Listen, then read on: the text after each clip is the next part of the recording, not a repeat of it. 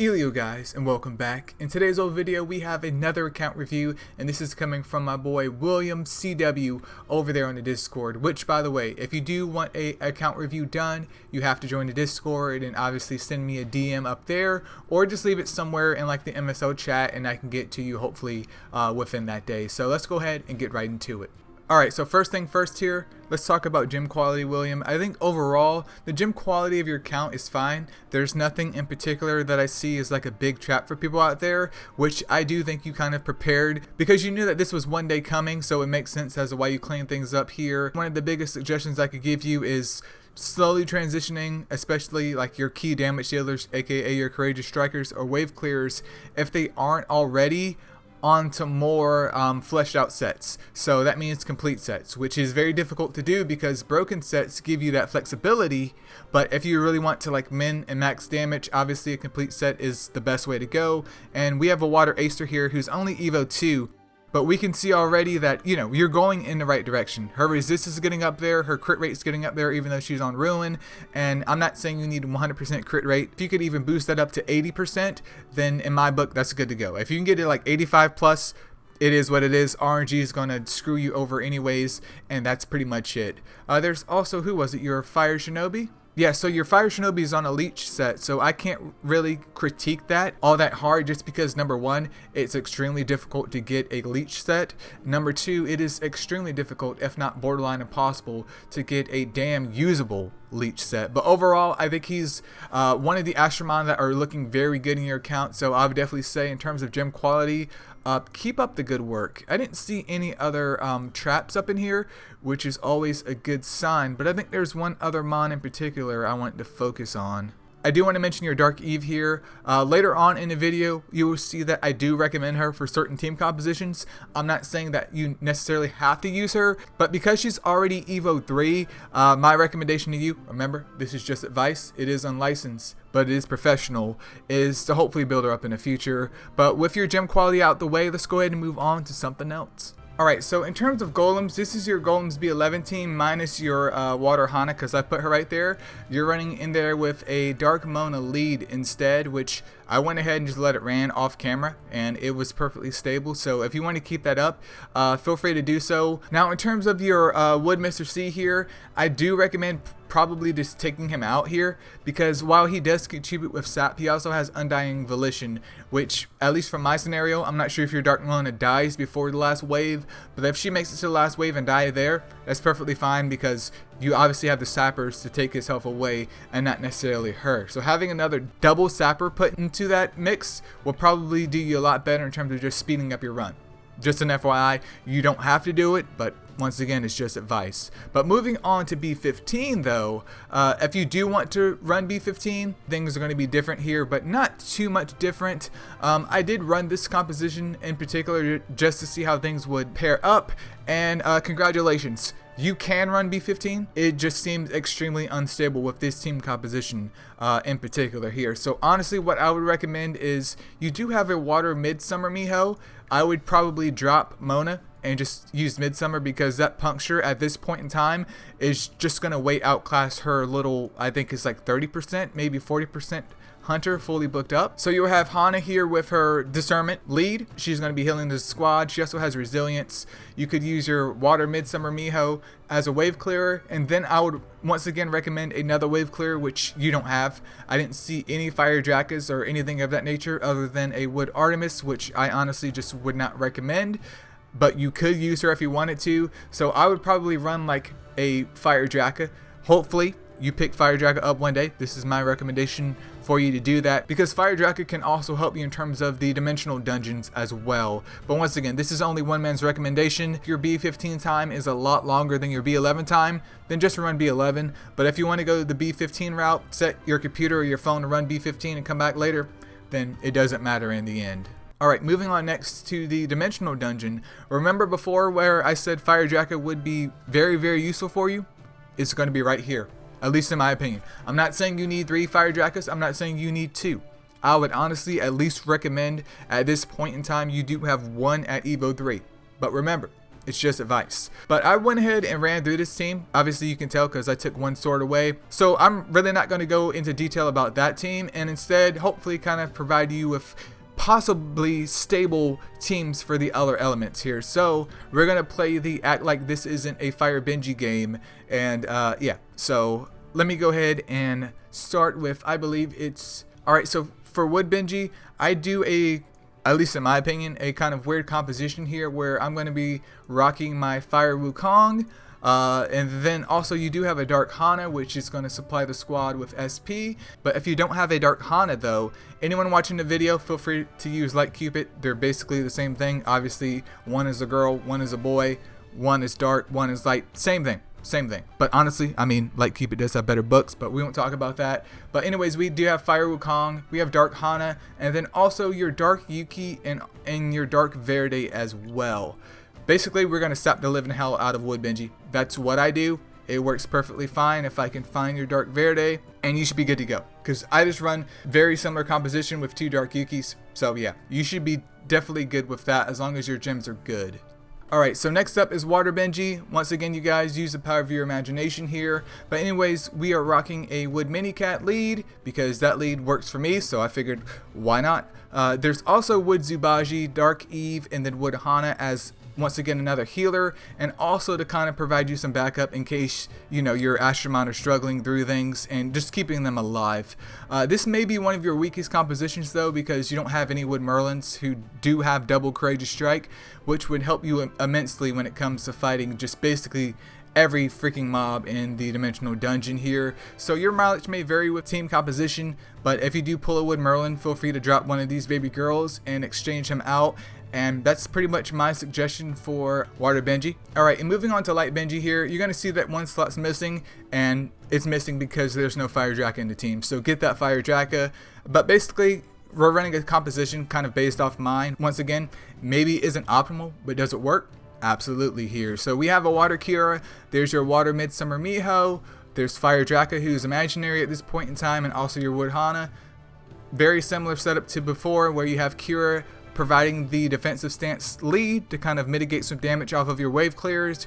You have your wave clears also getting their damage boosted up, especially with the lovely puncture, and then Hana is there just as backup to make sure the squad's topped up in terms of heals and also defense up to kind of make sure your squishy wave clears can survive until the very end. And alright you guys, we have Dark Benji here. My recommendation once again is based off my own experience here. We're rocking a Dark Cupid lead followed by Dark Hana. We also have Water Midsummer Miho and your imaginary Fire Draka. So 2 wave clears. You have Dark Cupid who can put up shields for your wave clears, and you also have Dark Hana basically providing them with a whole bunch of SP so the shields stay up and puncture stays up, and you can just blast through Dark Benji, which honestly is one of the easier Benjis to get through. So with this, hopefully you'll be able to get through the dimensional dungeon at least on auto, as long as your gem quality is good and you get Fire Draka. So I do hope that helps.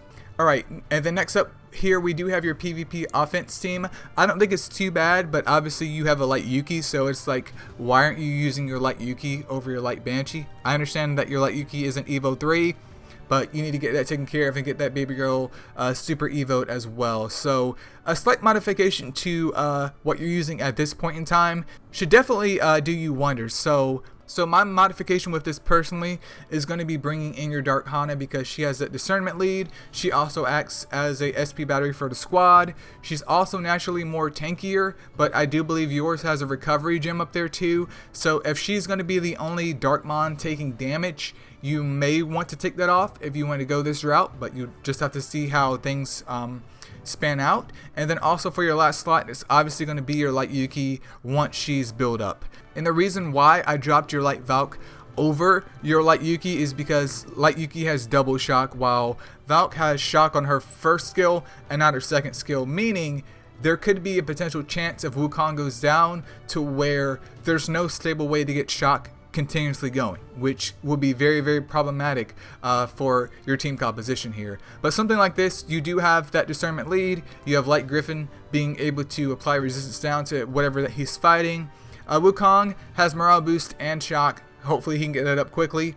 If not, feel free to maybe trade him out with Light Valk instead. And then Yuki's going to be your double shocker right there. And yeah, I think that composition is going to be pretty good for you. And then also another composition that you could rock is hopefully kind of taking advantage of your Dark Enkidu, which is something that you had a inquiry about. So hopefully something like this will work. But once again, this is all in theory.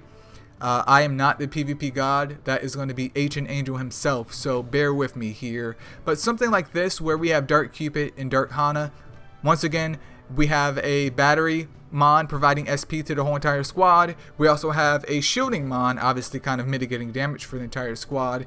And then you could either run in here with your Dark Merlin or your Dark Yuki. It all depends on you. Both of these guys have SP Siphon. And the good part about Dark Merlin though is that he does have stun. So you could test this out and see if this works for you in particular. Either or is fine. I would possibly prefer your Dark Merlin. He was at Evo 3 with his variant lead. I would suggest him over what we're working with, but we're working with what we have here. And then also, where's Dark Enkidu? Yep, there's Dark Enkidu.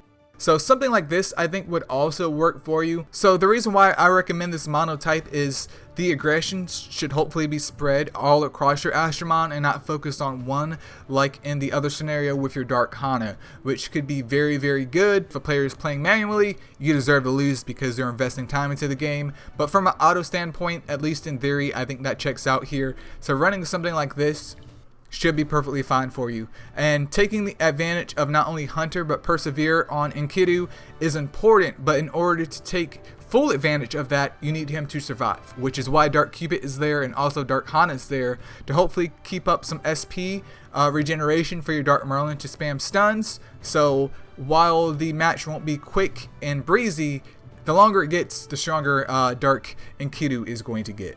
Now in terms of defense, it's pretty similar to offense, at least in my opinion, or kind of how my mind in general works here. So we're going to go ahead and just shoot the shit. I'm going to give you what I got here. So we're going to be rocking your Dark Hana because once again your Dark Merlin isn't variant. There's also going to be your Dark Merlin because I mean the main selling point about him is that SP Siphon and stun combo and obviously the discernment, but we got to use what we got here. So where is he at? So Dark Merlin, and then there's also going to be either your Light Valk or Light Wukong. It's really up to you, but I'm going to go ahead and put in your Light Valk because I see her over here. And then we can go ahead and throw in Light Wukong as well. Being a strong nuker is always a great idea, having that one hidden. Not even a nuker. We're going to put in C-Star because why not? But with this team composition, my main selling point here is just pushing that crowd control. And most of these mons right here are extremely tanky, so you don't have to worry about them dying from the flick of someone's wrist. It's going to take someone kind of focusing on one Astromon to down them in any reasonable amount of time here. And then once one drops, you have a tankier mon like Dark C-Star coming out to kind of keep things going. But the greatest part about C-Star 2 is that she can still get off some damage as long as her gem quality is good to go, and she's obviously super evoed, which is why I put her in here over Dark Cupid, because Dark Cupid comes out and puts a shield up, but that's literally it. I mean, what's that going to do for you? Nothing. My second recommendation in terms of your PvP defense team is more so focus on mono element instead, which is obviously all light mons, and no one has a leader skill, which it is what it is. Hopefully you can get one of these guys variant as you build them up over time. I'm not saying use this immediately. Try it out, see if it works. If it doesn't, back to the drawing board. But we do have Light Shiva paired up with Light Odin. There's Light Valk, and then there's also Light Wukong, and we do have your Light Jean hidden. Just because if one of these tankier mons die, another tankier mon comes out. And I almost forgot that you do have your lovely Light Griffin. So you could actually drop one of these guys here, probably Light Valk in this scenario, and have Light Griffin going to kind of pair up with your Wukong of hopefully spamming his lovely 5-star skill, which is Shock, if memory serves me correctly here. Or you could possibly keep your Light Valk hidden as well, because if Wukong dies, you still have another dedicated Astromon that can do some form of shock. See, it's not like Yuki Shock. You could, in theory, put her in there as well. It just really depends on who you're fighting, because if Light Yuki comes out of hidden, I'm damn sure going to try and kill that baby girl, because I know paired up with Light Griffin, things could get very, very nasty. But other than that, I feel like I've hopefully covered everything in terms of this video, at least for what you're asking, especially in terms of also incorporating your Dark Enkidu. Alright, William, we're going to wrap things up here. So my personal focus for you would be getting your Courageous Strikers, especially your Water Mons, over to more complete sets, because I did see a lot of broken sets in your account, which is fine. My account has it too. Gem quality is always a big problem for players unless you're willing to dip into your savings and like tear up your paychecks in order to get those nasty subs up there. So that's something that all of us, even myself included, can be working towards. And I mean, that's honestly the main thing holding them back. Other than that, there's certain Titan compositions, like I said in the video, where I wouldn't really recommend them just because you don't have the Mons. And to get over that hurdle, well, that's based on RNG. But my biggest thing is that you have to basically focus on one festival in particular and just pray to the gods that you can slowly pull in and kind of trickle things in. So like the Heroes Festival, for example, I didn't even see one Wood Merlin there. So if you hopefully focus on a Hero Festival and you can be patient, maybe one day he will arrive, but I have no control over that. But that's just a suggestion, at least in my opinion, because your Light and Dark Mons seem fine, but if you're more serious about Titans, focusing on something like Heroes Festival may be bigger for you in the long run. And also in regards to your PvP Mons, all the Mons that are being suggested in the video and being used, obviously I am hoping that you max these Mons in terms of their resist, their enhancements and stuff like that. Your Mons like Dark Hana and your Dark Cupid, etc., they seem perfectly fine, but the newer ones that I recommended, like your Light Wukong and your Light Valk, I still feel have a ways to go if you're going to be using them not only offensively but also defensively. And my last suggestion, which should be no surprise to anyone, is honestly, I would suggest you picking up a Fire Drakka. I didn't see one Fire Drakka at all. I did see a Water Midsummer Miho, which is great, but she's only Evo 2. So if you can pick up a Fire Drakka in the future, get her to Evo 3. Hopefully either get Water Midsummer Miho to Evo 3 or keep her at Evo 2. I think that should be perfectly fine, because this is really going to help you kind of clear out the dimensional dungeons. And not only that, but if you want to go via the Golems B15 route, which we talked about earlier in the video, then that's really going to help you out. But that's pretty much all that I have. And once again, if you guys do want a account review done, you do need to join the Discord and message me up there. And keep in mind, I'm not going to do what I did in the past where I like barrage the channel with a whole bunch of account reviews, because at least for me, that was just like mentally taxing, and I want to keep things kind of varied up here. So yeah, that's pretty much it. See ya.